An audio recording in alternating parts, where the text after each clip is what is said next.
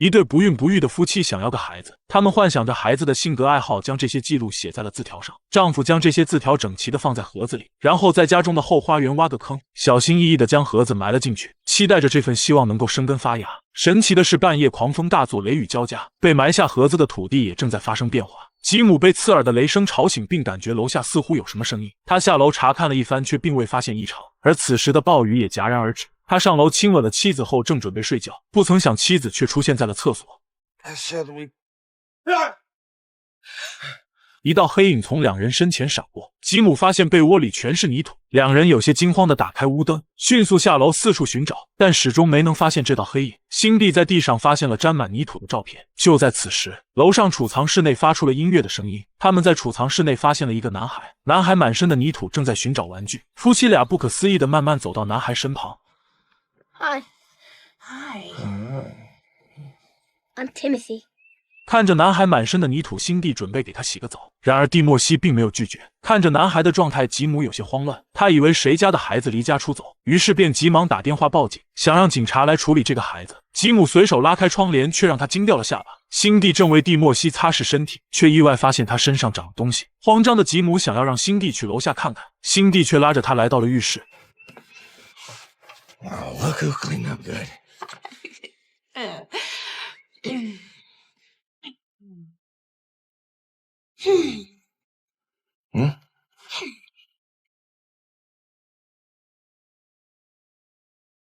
没想到蒂莫西的腿上竟然长着树叶，这也让夫妻俩有点不知所措。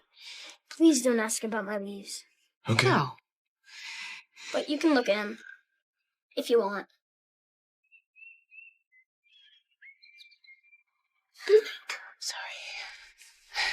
辛蒂看过之后，心中充满了诸多问号。吉姆则建议辛蒂去后花园看看。他走到后花园，发现了一个大坑，装有希望的盒子早已不见踪迹。他们这才明白，蒂莫西似乎是从土里长出来的。吉姆谎称家里可能来了浣熊，将赶来的警察打发走了，再把后花园的坑填上，然后慌慌张张地回了屋子。辛蒂给蒂莫西找了一套衣服，还为他准备了新鲜的食物。夫妻俩有些紧张的自我介绍 ：“This is Jim. I'm Cindy.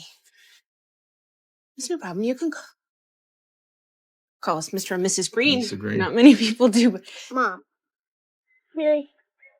Dad. 没想到这个小家伙竟然叫他们爸爸妈妈，多年来的愿望突然实现，夫妻俩都瞬间愣在了原地。他们回到房间进行讨论，但很快就有了答案。他们认为蒂莫西是上天赐给他们的孩子。当他们再次来到厨房，发现蒂莫西已经昏昏睡去，吉姆小心翼翼地将他抱进了房间。看着蒂莫西睡得如此香甜，夫妻俩仿佛突然之间一切都改变了。他们并不在乎蒂莫西来自哪里，而蒂莫西也就是他们的孩子。第二天门铃响起，看着夫妻俩睡得正香，蒂莫西便独自前去开门。Hi. hello there. I got here last night. I came from the garden. Oh, that's unusual. 见状，辛蒂急忙挡在了姐姐的前面，她害怕被姐姐发现蒂莫西的不寻常，于是急忙给她穿上了自己的长袜，还嘱咐着蒂莫西今天要见很多的陌生人，因为今天家里要举行周末派对。吉姆有些惊慌地向家人宣布，自己和辛蒂一直想要个孩子，而这个孩子就是眼前的蒂莫西。相比夫妻俩的紧张情绪，蒂莫西却表现得比较活泼，他与素未谋面的爷爷打着招呼。Hi, Grandpa. Call me Big Jim. 还与辛蒂的养父养母开着玩笑。Hello, young man. Hello, old boy. Did you know I invented the peanut butter and jelly sandwich? Did you know I'm a big fan of your work? 似乎他对这个家并不陌生，应对起来也是得心应手。一家亲戚朋友开心地玩耍着，突然远处来了一位高冷的自行车小美女，这也深深地吸引了蒂莫西的注意。第二天一早，夫妻俩带着蒂莫西找到了植物专家雷吉。雷吉惊讶地发现树叶长得居然如此完美，他想要尝试着处理掉蒂莫西腿上的树叶。雷吉想用剪刀剪掉他脚上的树叶，可以剪不下去，剪刀瞬间四分五裂，树叶却毫发无损。蒂莫西一脸幸灾乐祸的样子，这让身为植物学家的雷吉满脸疑惑。第二天，夫妻俩将蒂莫西送到了学校，可才上学的第一天就遭到了欺负。高年级的同学将蛋糕涂在了蒂莫西的脸上，没想到乔尼也出现在了蒂莫西的面前，他像发现了新大陆一般，乔尼在他脑袋上点缀了一颗樱桃，蒂莫西却看起来很是享受。夫妻俩接到老师的电话，来到了学校。身为父亲的吉姆决定为蒂莫西撑腰，他让蒂莫西务必说出男孩的名字。没想到欺负蒂莫西的男孩竟是他老板的孩子。他只能硬着头皮为儿子讨回公道。没想到老板不但不认错，还认为吉姆在老师面前打了小报告。老板的孩子更是认为蒂莫西没有反抗，对他来说一点都不好玩。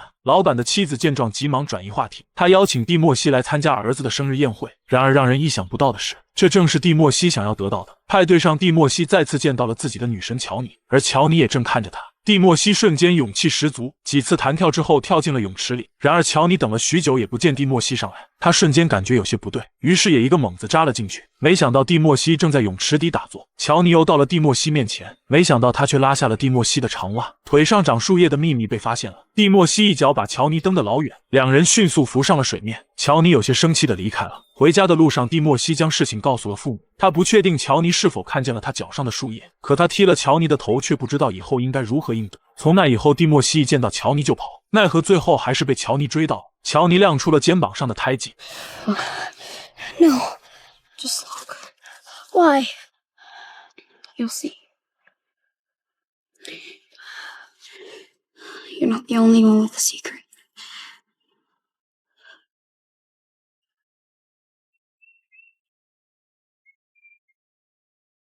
You coming? Okay. 就这样，他们成为了一对好朋友。他们一起掏鸟窝，一起骑着自行车，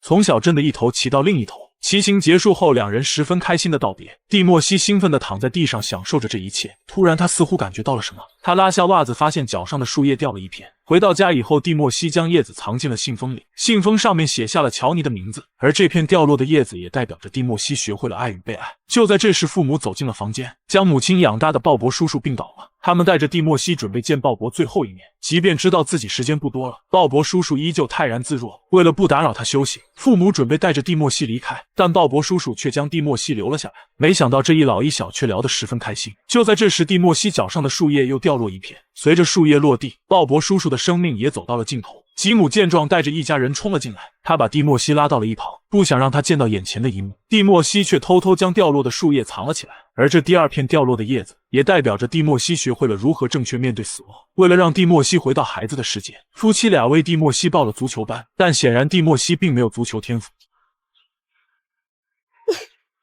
Oh my gosh! 为了让教练知道蒂莫西不是在溺爱中长大的孩子，吉姆会时常陪着儿子练球，但这效果还不如乔尼来的有效。随着夫妻两人渐渐地习惯了蒂莫西的存在，吉姆工作的铅笔工厂也面临着倒闭。看着一筹莫展的父亲，辛蒂和蒂莫西一同端着餐盘来到了他面前，一家人开心地吃着晚饭，聊着天。蒂莫西建议吉姆为什么不用树叶制造一种新型铅笔。看着儿子充满自信的样子，夫妻俩深受感染，随即两人开始行动。经过了几天的设计与研究，终于一种新型的铅笔雏形就做了出来。而蒂莫西最近和乔尼走得很近，两人神出鬼没，似乎在研究着什么。这天，辛蒂带着蒂莫西来到他工作的地方，老板花重金请人画了一幅自画像，所有人都对画像称赞不已，但唯独蒂莫西觉得画像似乎少了点什么。他说可以免费为老板画一幅素描，没想到老板居然真的同意了他的建议。男孩轻轻地摘掉了女人的眼镜，取出发簪，轻轻地整理了女人的头发，随后非常认真地绘画着。原来女老板有一撮小小的山羊胡，画家们在作画的时候都将它舍弃了，蒂莫西却将这撮山羊胡保留了下来。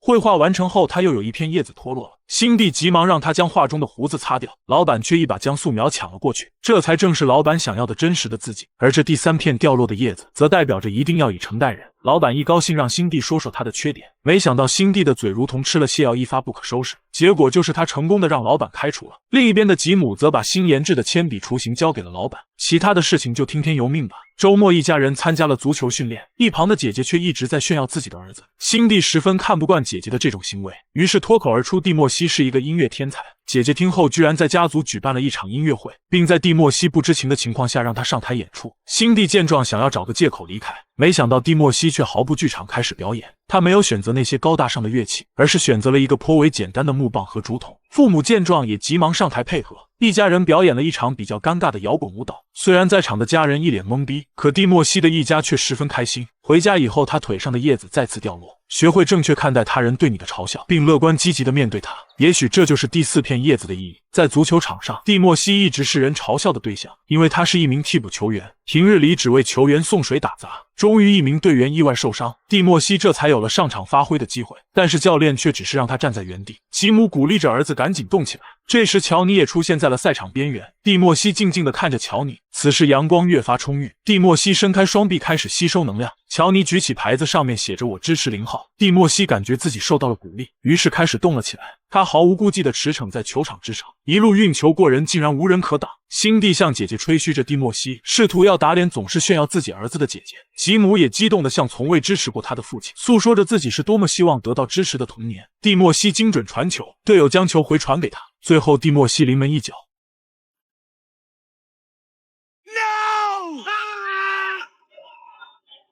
球进了，然而这居然是一个乌龙球。蒂莫西将球打进了自家大门。此时的所有人都比较沮丧，经历了极其不顺的一天，夫妻俩吵得不可开交。蒂莫西站在门口，十分沮丧地踢着树叶。他来到父母面前，阻止了两人的争吵，并承认都是自己的错。回到房间的蒂莫西腿上又一片叶子脱落。在成长路上，你要知道失败和错误是不可避免，但勇于承担和坦然面对错误，也许这就是第5片叶子的意义。由于最近蒂莫西与乔尼形影不离，辛蒂觉得他有事情瞒着自己，于是他决定找乔尼谈一谈。可让人意想不到的是，他们居然建立了一个属于自己的小世界，这个小世界美得让人窒息。这时辛蒂终于承认是自己错了。这两个孩子有着不同的秘密，但却有着坚不可摧的友情。他们只是互相帮衬，让彼此变得更好。不久后，铅笔工厂举行了一场大会，会议的主题是讨论工厂是否关闭。由于吉姆研发的新型铅笔获得了批量生产的权利，所以工厂不会关闭。不过老板却霸占了吉姆的研究成果，对厂里的所有员工宣称铅笔是他的创意。蒂莫西听到后有些生气，他走上了讲台，说出了实情。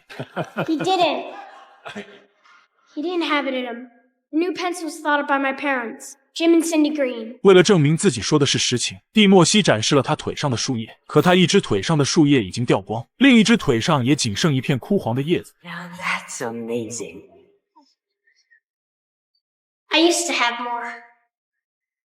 责任和担当是成长中必须要学会的。蒂莫西回家以后，终于说出了叶子的真相。当他腿上的树叶掉完的时候，也就是蒂莫西要离开的时候，说完最后一片叶子掉落。Now. No. Sweetie, you can't. It's nothing you did. It's how it's supposed to be. There's only so much time. Oh. When the kids grow up and move away, I lose my leaves and move on. Sweetie, you can't. There is so much that we have left to We're do. just starting to get good at this. You're ready. You were always ready. Oh, babe.